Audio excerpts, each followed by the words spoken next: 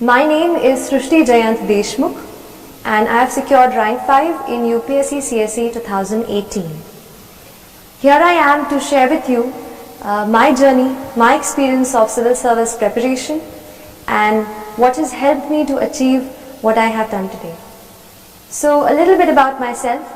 I'd like to tell you that the motivation that I got to prepare for this exam came through the preparation itself. When I started, I did not really know what I was going into.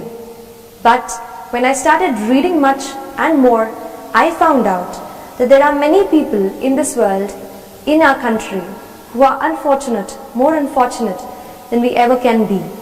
I felt, how can I use my learning capacity, my ability to learn, to reach a position where I can help them and better their lives in some manner or the other. तो यही motivation रहा throughout my preparation and it pushed me through the entire process. And I'll tell you that this exam not only help you change other people's lives, but ये आपको भी एक बेहतर इंसान बनने में मदद करती है. That is the beauty of UPSC CSE examination. It makes you into a person who's much more sensitive, who's much more responsible, and who looks forward to doing something for the society. So coming to the exam, I'd like to start by first telling you about the organization of notes. Now I feel that the syllabus which we have got, the UPSC syllabus, is our guiding light. It will tell you at every step कि आपको क्या important है और क्या नहीं है. इसलिए एक UPSC syllabus की कॉपी मैंने अपने स्टडी टेबल पर हमेशा रखी. उसके साथ ऑर्गेनाइजेशन ऑफ नोट्स एक दूसरा पॉइंट है जिस पे आपको सबसे ज़्यादा काम करने की ज़रूरत है, क्योंकि मैंने भी यही किया. अपने नोट्स को मैंने अपने सिलेबस को अलग अलग टॉपिक्स में हम डिवाइड जैसे कर लेते हैं वैसे डिवाइड किया और हर टॉपिक को मैंने एक अलग फोल्डर बनाया. तो उससे रिलेटेड जो भी मुझे एडिटोरियल कहीं न्यूज़पेपर में या कहीं इंटरनेट पे ऑनलाइन मैंने उसके बारे में पढ़ा, तो वो सारा मटेरियल मैंने उस एक फोल्डर में डाल दिया. उससे ये हुआ कि जब मैंने रिवीजन करने की कोशिश की तो I found everything at one place. तो एक ये चीज़ है कि अपने नोट्स को आप अच्छे से ऑर्गेनाइज करें. ये काम आपको स्पेशली ज़्यादा ऑप्शनल में आएगा, क्योंकि ऑप्शनल में भी जैसे मेरा ऑप्शनल सोशियोलॉजी था तो उसमें ये सब्जेक्ट मेरे लिए नया था, लेकिन उसके सिलेबस के साथ मैं उसको हमेशा सिलेबस को साथ रखा मैंने और प्रीवियस ईयर के पेपर्स को मैंने देखती रही. मैं ऑप्शनल के पेपर में थोड़ा ऐसा है कि थीम्स जो हैं कई बार रिपीट होती हैं टॉपिक्स के, तो उन थीम्स पे आप हमेशा फोकस करते रहिए और कुछ थीम्स के आप अलग से नोट्स बनाइए खुद. मैंने कोशिश की कि मैं खुद अपने नोट्स रेफरेंस बुक से बनाऊं, क्योंकि जब मैं खुद उसको लिख लेती थी तो जो अंडरस्टैंडिंग है वो मेरी बेटर हो जाती थी. तो खुद के नोट्स पे मैंने खुद नोट्स बनाने की ज़्यादा कोशिश की. नेक्स्ट चीज़ जो मैं आपसे शेयर करना चाहूँगी और मुझे लगता है कि ये चीज़ बहुत इम्पॉर्टेंट है यूपीएससी के लिए, वो है आंसर राइटिंग. जनरल स्टडीज़ और ऑप्शनल के जो टोटल हमारे रिटन के मार्क्स हैं वही मार्क्स हैं जो हमें कहते हैं ना आखिर आपको रैंक अच्छी दिलाएंगे. तो आप जैसे मैंने ये किया कि आंसर राइटिंग पे शुरू में बहुत डर लगता था कि आंसर अच्छे से नहीं लिख पा रही हूँ, और क्योंकि इंजीनियरिंग बैकग्राउंड से हूँ तो बस पॉइंट्स में छोटा छोटा लिखने की आदत है. लेकिन जैसे सोशियोलॉजी ऑप्शनल है, आपको डिटेल में सब बताना पड़ता है, और जनरल स्टडीज़ हैं, कुछ डेफिनेशंस रहती हैं, तो मुझे भी शुरू में काफ़ी डर लगता था आंसर्स लिखने से. लेकिन इस डर पे थोड़ा सा मैंने काबू करने की कोशिश की और हर रोज़ एटलीस्ट 1 से 2 आंसर मैंने रोज़ लिखने की कोशिश की. भले ही मैं आंसर अच्छा नहीं लिख पाती थी, शुरू में बहुत दिक्कतें आई, लेकिन बार बार जब आप आंसर्स लिखते हैं और क्वेश्चंस अच्छे स्टैंडर्ड के क्वेश्चंस लेते हैं, जैसे यूपीएससी के ही आप प्रीवियस ईयर के क्वेश्चंस ले लीजिए, उन क्वेश्चंस से मुझे ये समझ में आया कि असली एग्जाम का स्टैंडर्ड क्या है. तो ये चीज़ मैंने की, 1-2 मैं रोज़ लिखती थी.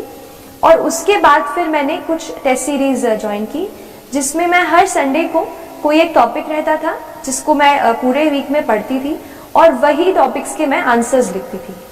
So that answer writing practice I think इतनी बिल्ड हो जाती है कि बाद में जब एग्जाम में कोई सवाल जैसे आपको नहीं भी आ रहा हो तो भी आप उस सवाल से कुछ की टर्म्स को ढूंढ करके आप कुछ ना कुछ उसमें लिख सकते हैं जो कि उस आंसर के लिए रेलेवेंट हो। तो ये क्योंकि कॉम्पिटिटिव एग्जाम है, आपको 1 या आधा मार्क एक्स्ट्रा स्टील करना है, तो इसके लिए आप कोशिश करें कि अपनी रीडिंग वाइड रखें और आंसर राइटिंग की बहुत सारी प्रैक्टिस करें। आंसर राइटिंग की अगर बात कर रही हूँ तो ये बता देती हूँ कि थोड़ा सा मैंने कोशिश की कि कुछ ऐसे सॉल्ट जैसा अपने आंसर में ऐसा स्प्रिंकल करूँ कि आंसर की क्वालिटी अच्छी हो जाए और एग्जाम में ना थोड़ा एक्स्ट्रा मार्क्स दे। तो इसके लिए मैंने कोशिश की, जैसे फैक्ट्स कहीं से अपन जैसे न्यूज़पेपर पढ़ते हैं, कोई फैक्ट्स पढ़ते हैं, उसको मैंने पहले एक बुक में अलग से नोट कर लिया था। वो फैक्ट्स फिर मैंने एग्जाम के बहुत जल्दी पहले ही एग्जाम के जस्ट पास में ही मैंने वो लर्न कर लिए वो फैक्ट्स। फिर जैसे कुछ क्वेश्चंस ऐसे हैं जहाँ पर हम कुछ डेफिनेशंस लिख सकते हैं, तो जब आप आंसर को शुरू करते हैं तो आप उस डेफिनेशन से स्टार्ट कर सकते हैं। इसके अलावा कुछ कमेटी की रिपोर्ट्स होती हैं, जैसे ARC रिपोर्ट्स होती हैं, या फिर एक और बहुत इंपॉर्टेंट रिसोर्स जो मैंने बहुत ही ज़्यादा यूज़ किया है वो है नीति आयोग का 3-year एक्शन एजेंडा। ये जो एक डॉक्यूमेंट है, इसमें आपको गवर्नमेंट की सारी स्कीम्स एक जगह पर मिल जाएंगी, so you understand the perspective of the government. और वो मैंने पूरा डॉक्यूमेंट, उसमें काफ़ी टाइम लगा पढ़ने को, बट जब मैंने एक बार पढ़ लिया था तो काफ़ी कुछ मैं उसका अपने आंसर्स में कोट कर पाई। तो जो भी गवर्नमेंट के डॉक्यूमेंट्स हों, जैसे इकोनॉमिक सर्वे आता है, बजट आता है, ये आप बिल्कुल अच्छे से पढ़ें, मैंने भी पढ़ा और इसको फिर मैंने कोशिश की कि आंसर में लिखूं। इसके अलावा मैंने आंसर्स में कुछ इंटरनेशनल इंडेक्सेस हम पढ़ते हैं, जैसे एनवायरमेंटल प्रोटेक्शन इंडेक्स है, वर्ल्ड इकोनॉमिक फोरम की बहुत सारी इंडेक्स हैं जो अभी न्यूज़ में रहती हैं। तो उस इंडेक्स में इंडिया की जो भी रैंकिंग रही है, आप उसको भी अपने आंसर्स में जहाँ रेलेवेंट हो वहाँ कोट कर सकते हैं। और एक और लास्ट चीज़, आंसर्स में आप थोड़ा सा कहीं फ्लो चार्ट या कहीं इंडिया का मैप, ऐसे भी आप घर से प्रैक्टिस पहले से जब आप आंसर राइटिंग करते हो आप उसमें प्रैक्टिस करो। मैंने एक शीट में जो भी मुझसे लगा कि ये यूज़ हो पाएगा, मैंने एक जगह पे सारी ड्राइंग्स ऐसे फ्लो चार्ट इकट्ठा कर लिए थे और वही फिर मैं रिवाइज करके आंसर हॉल में, जो भी राइटिंग हॉल था, वहाँ गई। तो उससे मुझे लगता है कि आंसर्स मैं अच्छे लिख पाई और तय वक्त में, यानी जो हमें 3 आवर्स का टाइम मिलता है, उसमें मैंने कोशिश की कि मैं सारे आंसर्स जो है वो कंप्लीट करके आऊँ।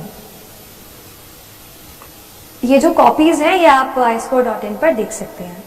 इसके अलावा करंट अफेयर्स बेस्ड स्टडी, इस पे भी मैं थोड़ी सी बात करना चाहूँगी आपसे। मैंने ये किया कि क्योंकि ज़्यादा ह्यूमैनिटीज़ का बैकग्राउंड नहीं था, तो जो भी करंट अफेयर्स में मैं पढ़ती थी, जैसे कई बार कोई इम्पोर्टेंट न्यूज़ जो है, जैसे इलेक्शन है, प्रेसिडेंशियल इलेक्शंस हैं, तो उस पर बहुत सारे आर्टिकल्स आप देखोगे कि न्यूज़पेपर में आते हैं। वहीं से मैंने एडिटोरियल्स के नोट्स बनाए, उनको इकट्ठा किया और करंट अफेयर्स से ही मैंने कोशिश की कि पेपर 2 यानी GS2 और GS3 की मैक्सिमम प्रेपरेशन मैं कहूँगी कि मैंने न्यूज़पेपर्स, आर्टिकल्स ऑनलाइन जो आपको मिल जाएंगे, अच्छे आर्टिकल्स अच्छी वेबसाइट्स के, न्यूज़पेपर्स के, वहाँ से मैंने कोशिश की कि GS2 और GS3 के आंसर्स मैं वहाँ से कवर कर सकूँ। बाकी GS1 में तो काफ़ी पार्ट जो है स्टैटिक है, जैसे हिस्ट्री, जियोग्राफी, वर्ल्ड हिस्ट्री, तो इसके लिए स्टैंडर्ड बुक्स ही मैंने रेफर की थी। करंट अफेयर्स बेस्ड स्टडी के बाद मैं थोड़ा सा आपको एक और लास्ट चीज़ बताना चाहूँगी टेस्ट के बारे में। कई बार हम सोचते हैं कि टेस्ट हमें बहुत सारे देने हैं, एंड मैंने भी पहले ये स्ट्रेस किया है कि टेस्ट सीरीज़ बहुत ज़रूरी है। टेस्ट सीरीज़ इसलिए इम्पॉर्टेंट हो जाती है क्योंकि हमें घर बैठे ये नहीं पता चलता कि हमारा क्या लेवल है, क्या स्टैंडर्ड है, क्या हम उस तरीके का एग्ज़ाम में परफॉर्म कर पाएंगे। तो ऐसे डाउट्स मुझे भी थे। टेस्ट देके मुझे ये पता चला कि ऑल इंडिया लेवल पर या जो भी आप इंस्टीट्यूट का ले रहे हैं उस लेवल पर आपकी क्या स्टैंडिंग है। तो इसके लिए आप टेस्ट ज़रूर लगाने की कोशिश करें। लेकिन इसमें एक और चीज़ मैं ऐड करूँगी, टेस्ट हम काफ़ी देते हैं, जैसे मान लीजिए प्रीलिम्स का टेस्ट है, हम 100 क्वेश्चंस तो अटेम्प्ट कर लेते हैं, लेकिन उसके बाद इतने एग्जॉस्ट हो जाते हैं कि उसको रिवाइज ही नहीं करते। ये मत कीजिए।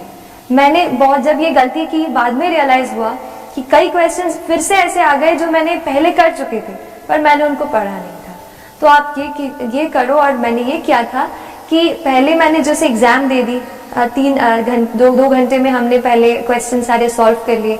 उसके बाद आप घर जाके अपने जहाँ आप पढ़ते हैं सारे क्वेश्चन को एक एक करके फिर से पढ़िए, जो भी उनका सोर्स है वहाँ से पढ़िए, उसको रिवाइज कीजिए, या फिर मैंने उसको अलग एक कॉपी में नोट कर लिया था, जो भी इम्पोर्टेंट पॉइंट्स मुझे टेस्ट से मिलते थे, फिर उसको मैंने अलग से रिवाइज किया। तो ऐसे टेस्ट बहुत इंपॉर्टेंट है, क्योंकि एक कंडेंस्ड फॉर्मेट में आपको एक जगह पे सारी चीज़ें मिल जाएंगी। तो टेस्ट को आप एनालाइज ज़रूर करें। एक और चीज़, हमारा जो नेचर ऑफ मिस्टेक है उसको समझने की आप ज़रूर कोशिश कीजिए।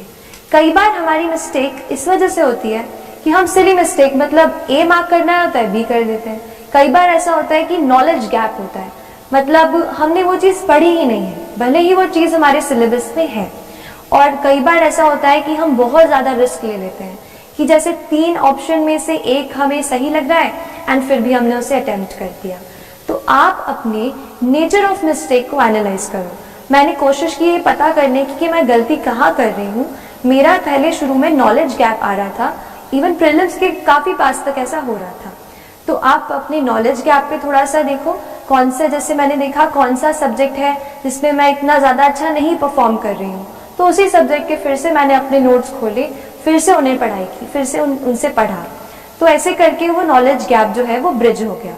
आप ऐसे ही अपने नेचर ऑफ मिस्टेक पे वर्क करेंगे, तो I think that worked for me and it will help you as well. So these are some of the things जो मुझे लगा कि थोड़ा मैं आपसे शेयर करूं और आपके प्रेपरेशन, जो यूपीएससी प्रेपरेशन है उसमें हेल्प करेगी। I hope I have given you at least 2 or 3 points which can add up some value to your preparation. So all the very best.